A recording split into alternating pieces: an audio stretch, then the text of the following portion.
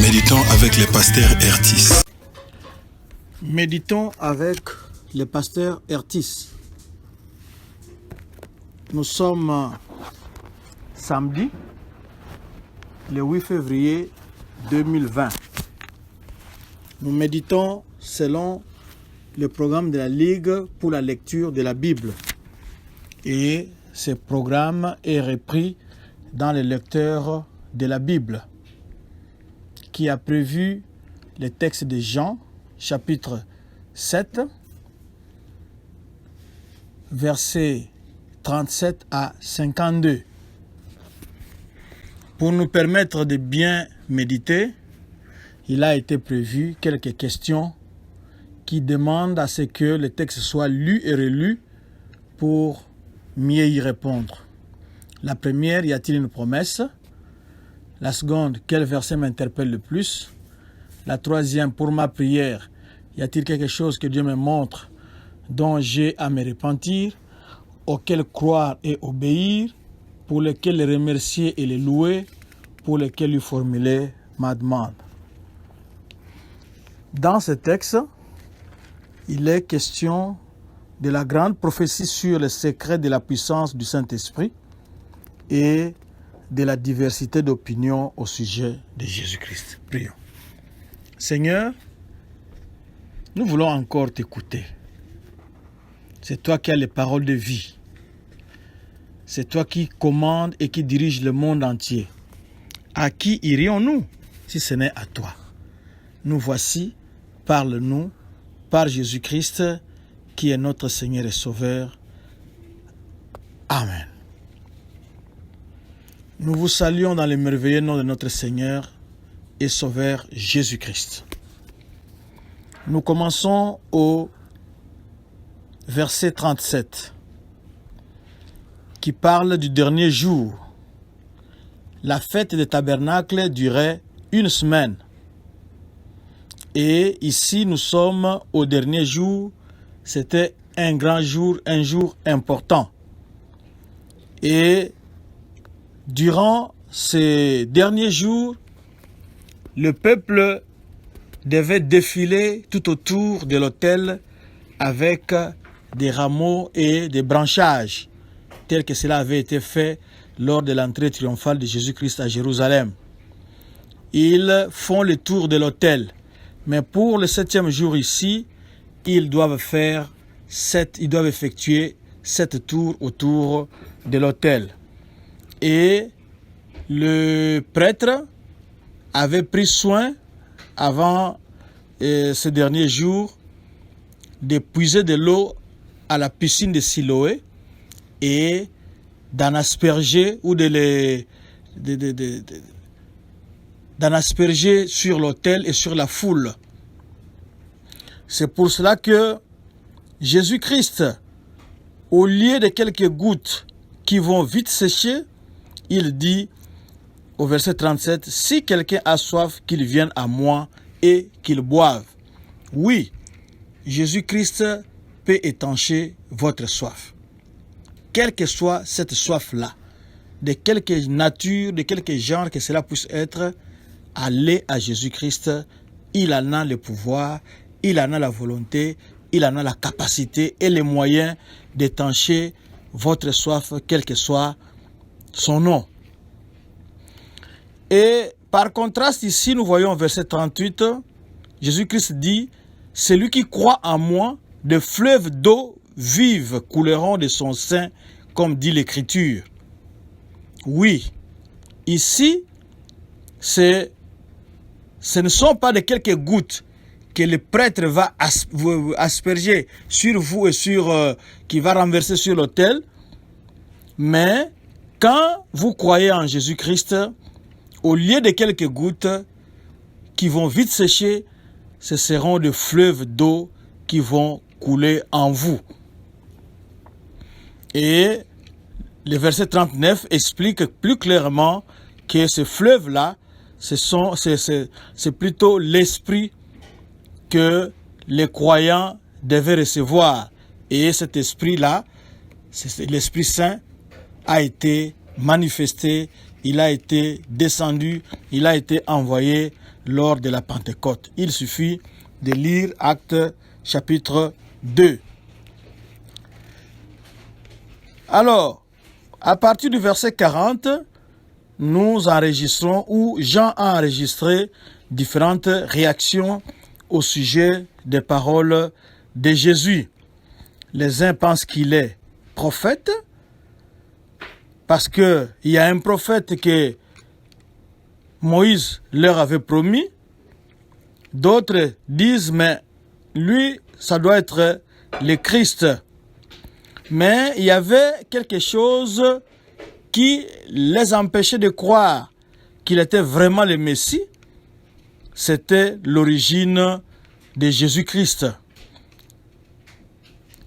L'origine, Jésus-Christ, il était connu comme étant les Nazaréens, c'est-à-dire celui qui habite ou qui vient de Nazareth.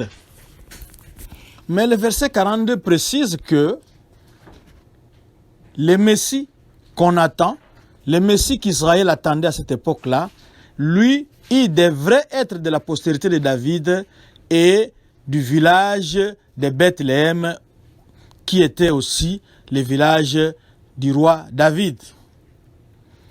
Alors, ces gens pensaient connaître Jésus-Christ. Pourquoi? Parce que ils savaient que Jésus-Christ venait de Nazareth. C'est sûr qu'il avait un accent nazaréen, un accent galiléen. Vous savez que dans nos pays, chaque région a son accent. Vous verrez, les gens de telle région parlent différemment de telle autre région, de telle sorte que seulement dans le parler, vous pouvez connaître ses origines. Ces gens semblaient connaître Jésus-Christ, mais ils oubliaient une chose, comme Luc nous l'avait signalé. Jésus-Christ est né à Bethléem, la ville du roi David. Puisqu'il y avait différentes opinions sur Jésus-Christ, et nous avions dit précédemment, dans d'autres méditations, que les pharisiens ou les leaders juifs voulaient mettre la main sur Jésus-Christ. Et bien que la Palestine était sous le joug des Romains, les Romains avaient laissé quelques petits pouvoirs à la disposition des leaders juifs, tels que des petits problèmes civils, et ils pouvaient les juger par leur Sanhédrin, mais surtout les affaires religieuses. Ce qui fait que le temple avait des gardes, et ces gardes-là n'étaient pas des Romains, mais c'était des Juifs. Alors ils ont envoyé des gardes pour se saisir de Jésus-Christ. Mais ces gardes sont rentrés bredouilles. Ils n'ont pas ramené Jésus-Christ avec eux. C'est pour cela, au verset 46, il s'explique en disant « Jamais homme n'a parlé comme cet homme. » Alléluia. Cet homme parle différemment. Il a les paroles de la vie éternelle. Il parle avec autorité. La réaction des huissiers ou des gardes qu'on avait envoyés pour mettre la main sur Jésus-Christ a étonné les chefs des Juifs. Et il signale que parmi eux, il n'y a personne qui ait cru en lui. Parce que les pharisiens, ils connaissaient très bien la loi de Moïse et ils ne voulaient pas croire en Jésus-Christ. Malgré toutes les preuves qu'ils pouvaient avoir dans la parole de Dieu, on vous donnera un autre prophète. Michée signale que le Messie naîtra à Bethléem. Malgré toutes les preuves qu'il y avait dans la parole, dans la loi, les pharisiens avaient fermé leur esprit et leur cœur. Ils ne voulaient pas croire en Jésus-Christ. Mais nous trouvons au verset 50, il y a quelqu'un que nous connaissons déjà, c'est Nicodème. Jean nous l'avait présenté au chapitre 3e. C'était un docteur de la loi qui était venu de nuit à Jésus-Christ pour le questionner. Et la réponse de Jésus-Christ aux questions de Nicodème, c'est une réponse que beaucoup de nous connaissent parce que Jésus lui a dit « il faut naître de nouveau ». Alors, Nicodème essaie de prendre la défense de Jésus-Christ. Il dit au Sanhédrin, aux autres leaders juifs, parce qu'il voyait clairement que ces leaders bafouaient leur propre loi. Mais ils étaient stricts, rigoureux, si quelqu'un d'autre manquait seulement à accomplir un des devoirs que prévoyait la loi. Mais ils s'en fichaient, ils étaient au-dessus de la loi, comme on dit. Alors Nicodème leur rappelle la loi. Au verset 51, il dit, « Notre loi condamne-t-elle un homme avant qu'on l'entende et qu'on sache ce qu'il a fait ?» Et puisque Nicodème semblait, il n'a pas pris clairement la défense de Jésus-Christ, mais il a simplement rappelé la loi. Le verset 52 nous montre la colère de ses collègues du Sanhédrin. Examine, es-tu aussi galiléen? Examine et tu verras que de la Galilée, il ne sort point de prophète. Oui, il ne sort point de prophète, mais le Messie devait venir de la ville du grand roi, de la ville de David. Il vient de Bethléem. C'est vrai que Jésus-Christ avait un accent galiléen. C'est vrai que Jésus-Christ a grandi à Nazareth.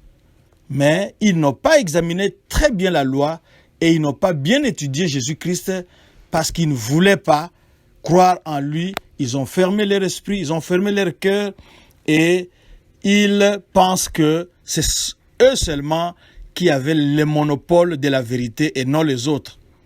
Donc nous devons faire attention. Peut-être que celui qui a un avis contraire peut aussi avoir la vérité, mais nous voyons ici les pharisiens, les leaders juifs, les membres du Sanhédrin, et ils ont refusé d'examiner concrètement et profondément le cas de Jésus-Christ. Et donc nous pouvons dire, rabroué Nicodème. Ils lui ont répondu assez durement, examine et tu verras que de la Galilée, il ne sort point des prophètes. Nous terminons là-bas. Nous pouvons simplement dire que Jésus-Christ, c'est le Messie qu'on attendait. C'est lui le sauveur du monde. Et en tant que sauveur du monde, il peut donner, et il avait déjà envoyé le Saint-Esprit sur ses disciples. Si vous avez soif de quelque chose, vous avez soif de la paix, vous avez soif de la joie, vous avez soif de la justice, vous avez soif de ceci ou de cela, allez à Jésus-Christ. Il peut étancher votre soif. Il ne s'était pas adressé ici aux Juifs seulement, il n'a pas visé un groupe particulier, mais il a invité tout le monde. Si quelqu'un, il n'a pas dit aux justes, il dit si quelqu'un a soif, quelqu'un c'est vous. Si vous avez soif, venez à Jésus. Allons maintenant à Jésus, nous allons prier. Seigneur Jésus, mon frère, ma soeur a soif de ta présence. Mon frère, ma soeur a soif, de Dieu. Je l'amène à toi. Entre dans sa vie.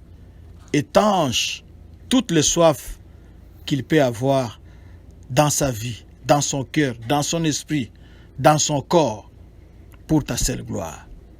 Merci, parce que tu es fidèle. Comme tu as invité les gens à venir à toi, et nous sommes venus à toi, nous sommes maintenant comblés. Nous bénissons ton nom. Amen. Retrouvez-nous sur notre page Facebook et laissez-nous un commentaire à Doxadeo Louchi ou bien allez carrément sur Twitter ou YouTube, tapez Doxadeo Lubumbashi. Nous avons aussi un site internet www.églisedoxadeo.com. Shalom et bon week-end.